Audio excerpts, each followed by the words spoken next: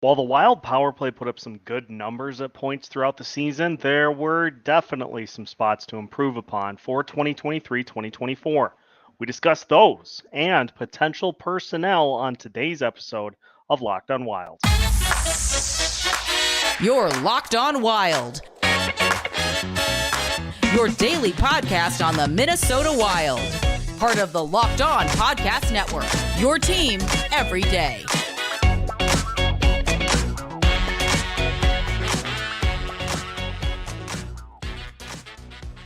That is right. Welcome back to another episode of Locked on Wild, your daily Minnesota Wild podcast, part of the Locked on Podcast Network, your team every day. Thank you for making Locked on Wild your first listen each and every day. Make sure you subscribe on YouTube and your favorite podcast platforms so you don't miss out on any new episodes throughout the week. Today's episode is brought to you by Bird Dogs.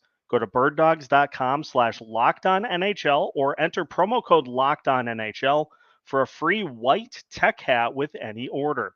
You won't want to take your bird dogs off, we promise you.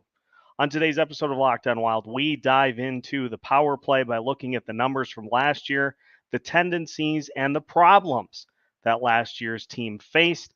We'll also take a look at who should be on the first and second unit this year, as well as some things to try and some teams to emulate to avoid some of the same mistakes here this season.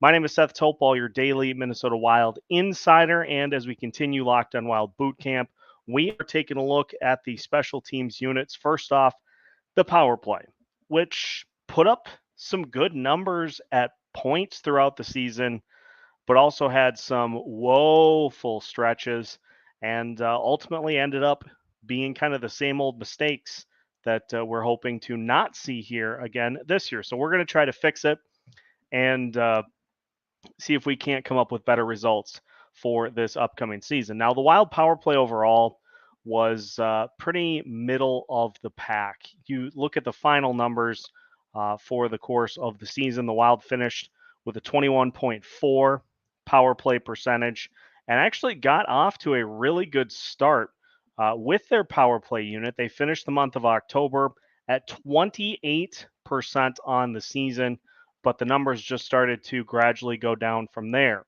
Finished the month of November at 23.2%, then finished 2022 at 23.3%. If you go into the year 2023, the Wild were able to bump it back up in January, up to 24.2. February saw that fall to 23.5, and then March was where the real problems started out, as the Wild's power play went all the way down to 21.7, and then the regular season saw that finish at 21.4. Now, there are a couple of reasons for this. Obviously, the month of March, in which the Wild had a 13% power play, happened to coincide with Kirill Kaprizov being out of the lineup. And Kirill had the most power play goals and points on this team with 17 goals and 32 power play points. In fact, the only other player who was in double digits for power play goals was Joel Eriksson with 12. Now, Matt Zuccarello had 9 and Matt Boldy had 8. So it's not like the cupboard without them was bare, but it's easy to see why the power play struggled down the stretch, missing some of your key pieces and, most importantly, probably your best zone entry guy in Kirill Kaprizov. And so we saw this power play suffer from a couple of different things. Number one, predictability. We saw a lot of repetition from this power play unit throughout the season. We saw the drop passes be instilled later on in the year, which were met by some pretty predictable things from opponents to try to counter that. We also saw a lot of perimeter passing, and it just was a group that really kind of was held together by what Kirill Kaprizov was able to do. And so it was a unit that they did pretty good. It was one of the best power play outputs for a Minnesota Wild team in franchise history, which is mind-boggling to me considering it was middle of the pack at best throughout the course of the season. But the theme I think that we take away from it was that while it was good, there's room for improvement. And we saw the Wild in the offseason grab a new assistant coach in Jason King, who was running the power play for the Vancouver Canucks. And while the Canucks did have 1 year on his watch in which they were 26th on the power play, they also had 2 seasons in which they were top 10 at 9th and 4th.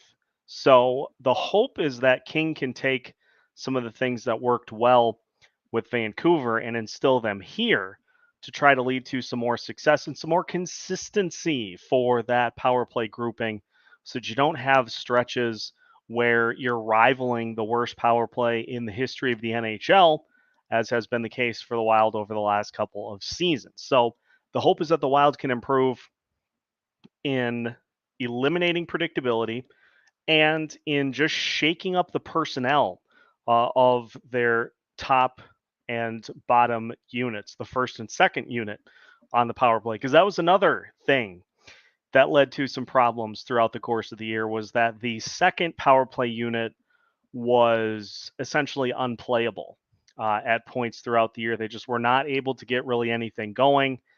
But again, no Kirill Kaprizov on the second unit. And so you can kind of draw conclusions as to what the result is going to be if you don't really have somebody that's going to drive play as much as he does. So there are some things though that can be done, and the hope is that this unit will be clicking along, and we can enjoy some power play prosperity. I guess alliteration is on the menu here today as well. So we're hoping to get to some power play prosperity in 2023, 2024. Now, we'll start by diving into the first problem, which is predictability. And so when we come back, we'll take a look at some things that the Wild kind of fell into as traps and how they avoid those going forward. That is coming up on today's episode of Locked on Wild. I'm not going to lie, I'm not a huge fan of regular shorts during the summer. Cargo shorts just are too hot, they're too constricting. And so here comes Bird Dog to the rescue to save us from those boring everyday shorts. And I think the best part about Bird Dogs is that you don't even feel like you're wearing them. They are just a cut above your average everyday short. They are designed to fit slimmer through the thigh and leg, giving you a truly sculpted look. They do the exact same thing as some of those big names like Lululemon, but they fit way better. They are made from cloud knit fabric that looks just like khaki but stretches, so you get a way slimmer fit without having to sacrifice movement. And Bird Dogs use anti-sweat wicking fabric that keeps you cool and dry all day long. So go to birddogs.com/lockedonnhl or enter promo code lockedonnhl for a free white tech hat like this with your order. That's birddogs.com/lockedonnhl or promo code lockedonnhl for a free white tech hat. A word of warning though, when you put your Bird Dogs on, I can guarantee you are not going to want to take them off. Continuing today's episode of Locked on Wild, once again, thank you for making Locked on Wild your first listen each and every day. For the everydayers, we will continue with Locked on Wild Boot Camp. We're going to take a look at some expectations for Brandon Duhaime coming into 2023, 2024. Where does he fit in the lineup? Where can he help the Wild this season? So we'll take a look at all of that coming up on tomorrow's episode. So, predictability. The Wild fell into, I think, a couple of traps with their power play unit. The first being the drop pass. And I understand the logic of it in wanting to allow for a player like Kaprizov or Marcus Johansson or whoever's bringing the puck through the defensive zone to be able to get a full head of steam and a little bit of time to see how the opponent is going to set up to attack on the penalty kill. And so the logic there is fine.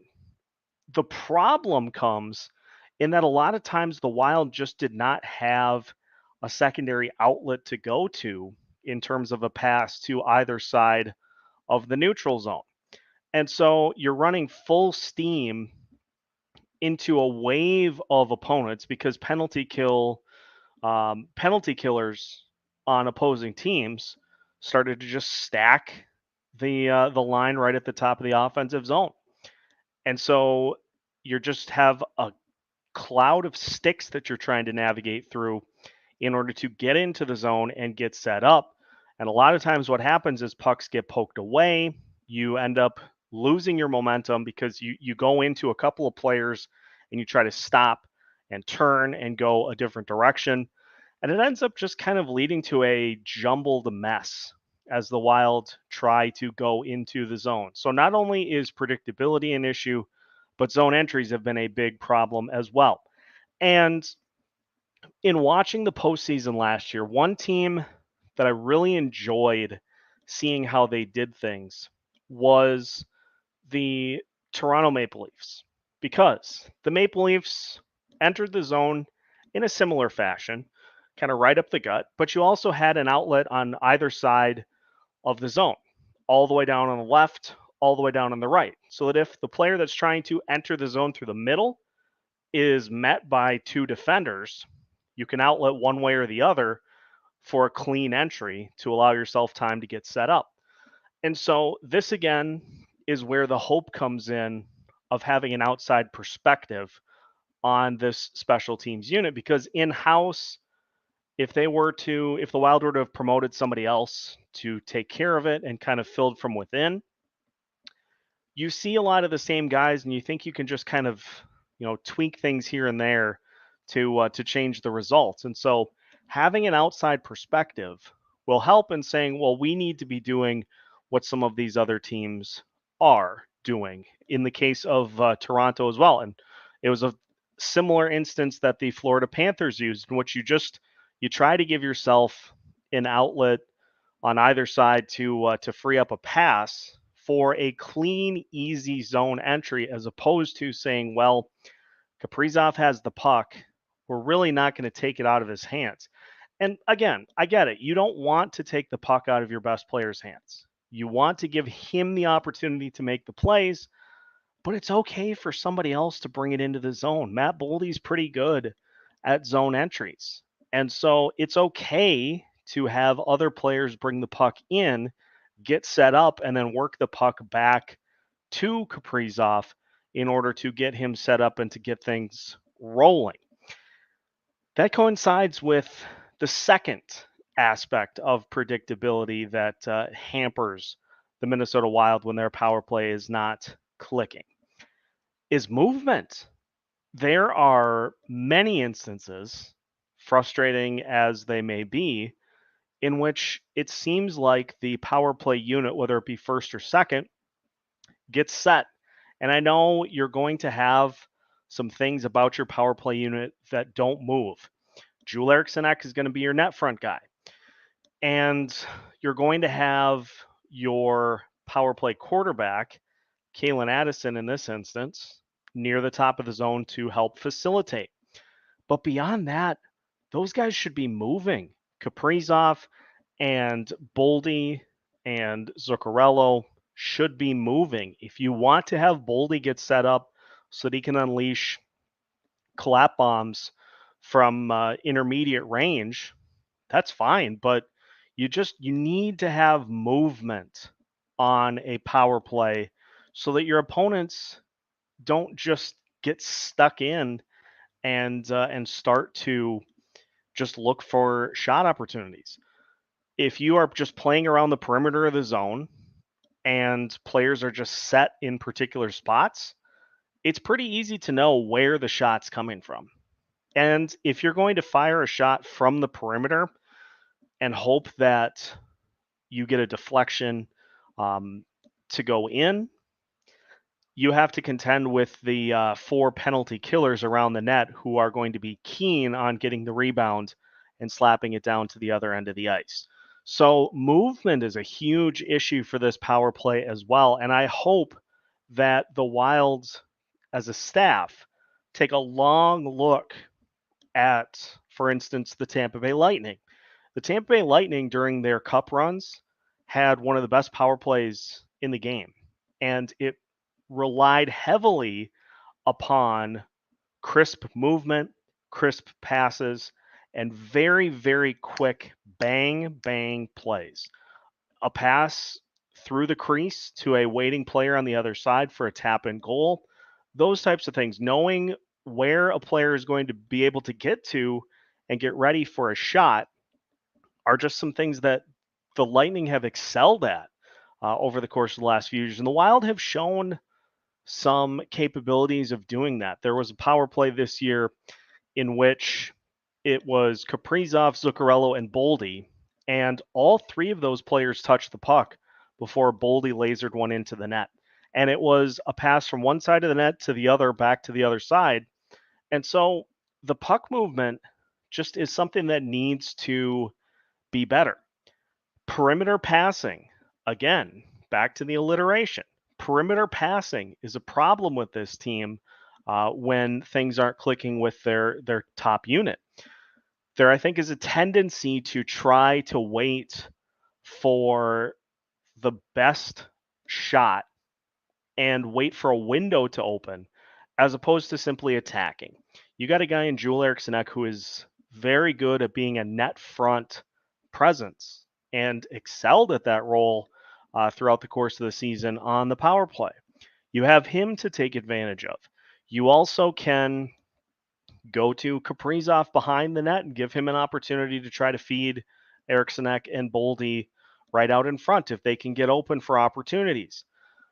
Puck movement, keeping things fluid, operating as one cohesive unit as opposed to a couple of statues on the ice that you're working around as if you're a boat trying to navigate around a lighthouse. So those are some of the things that I see that need to be improved upon. And then the coaching staff sees that as well. And so my hope, again, for Jason King is that he comes in here and he takes a ton of film from various power play units throughout the course of the NHL. And there are several that are pretty darn good at power plays in general. I mean, just take the top 10. I mean, just go right on down the list. Go Edmonton, Toronto, Tampa Bay, Los Angeles, Dallas, Colorado, the Rangers, Ottawa, Buffalo, Florida. And the Wild had an opportunity to see Dallas up close and personal. And their power play ran amok on the Wild in the postseason. So take some outside sources, compile the data, and come up with a plan that works for this cast of characters for this season. There's plenty of talent on this roster. There's plenty of guys that can make an impact on the power play. It's just a matter of making sure that above all else, you keep it moving, you avoid falling into those predictability traps, and you shake things up if you need to, throw different looks at teams so that they can't sink in and say, okay, drop pass, we know exactly what's coming. So those are the big traps to avoid. Now, who plays on the power play this season? That is an interesting question as well. And we'll tackle it as we finish today's episode of Locked on Wild after this.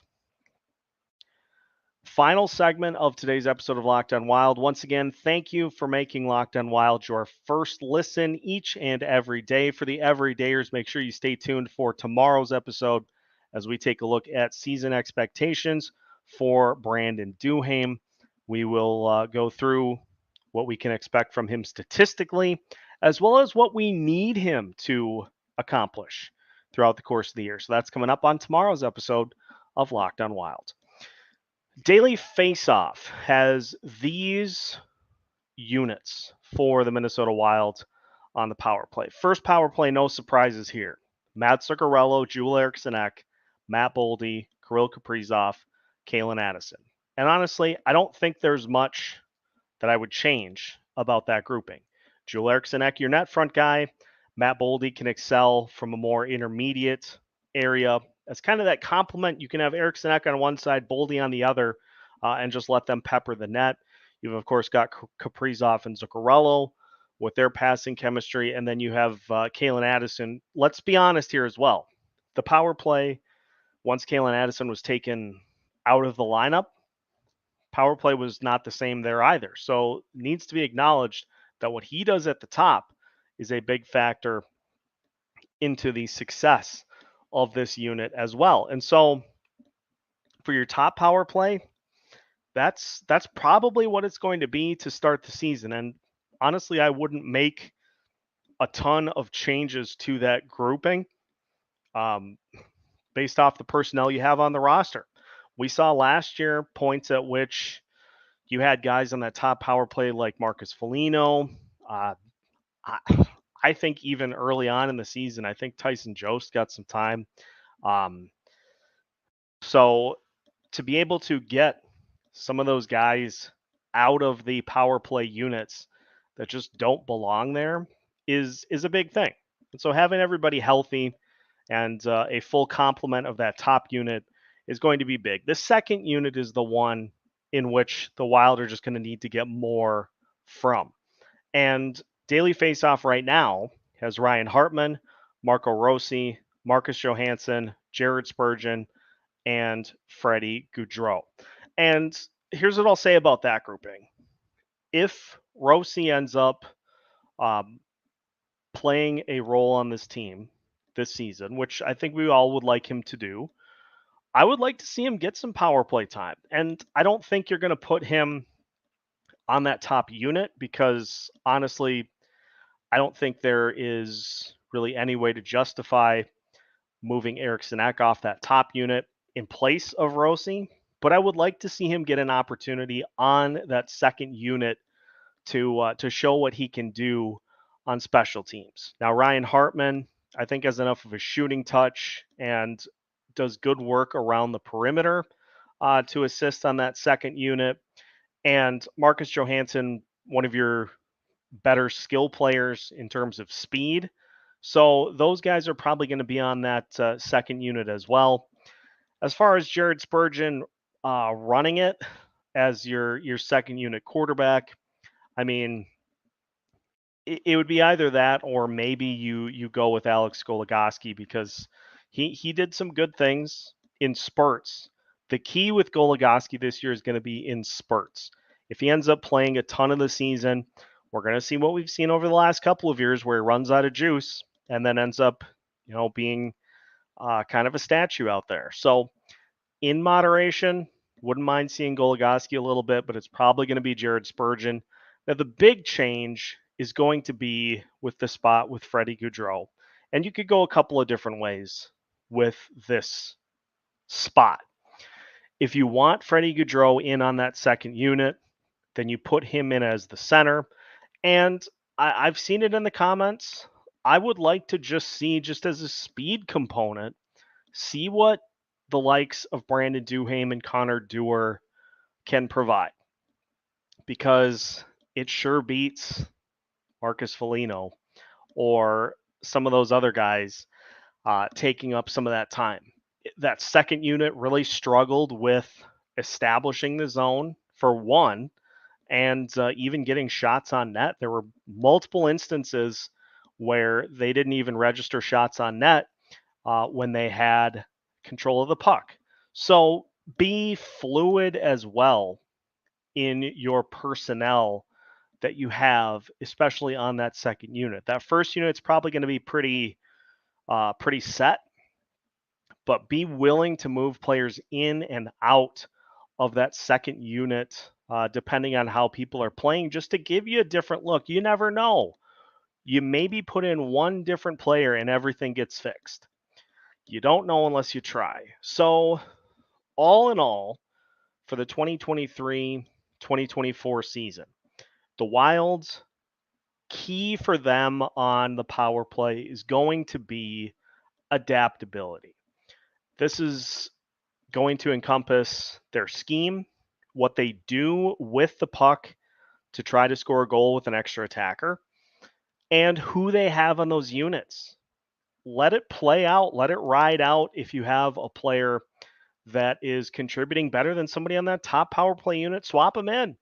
Give them an opportunity to see if they can fit in that spot, as opposed to taking a brand and taking a piece of leather and branding into it that first unit and that second unit, or carving it in stone, or etching it in something that is completely impossible to change.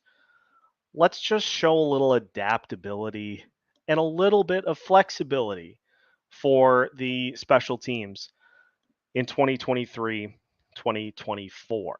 That will do it for today's episode of Locked On Wild. Thank you once again for tuning into today's episode. If this is your first time listening to Locked On Wild, we're glad to have you on board and hope that you stick with us through the rest of the off season. Make sure you subscribe on YouTube and your favorite podcast platforms so you don't miss out on any new episodes throughout the course of the week. We have new episodes every Monday through Friday as part of the Locked On Podcast Network.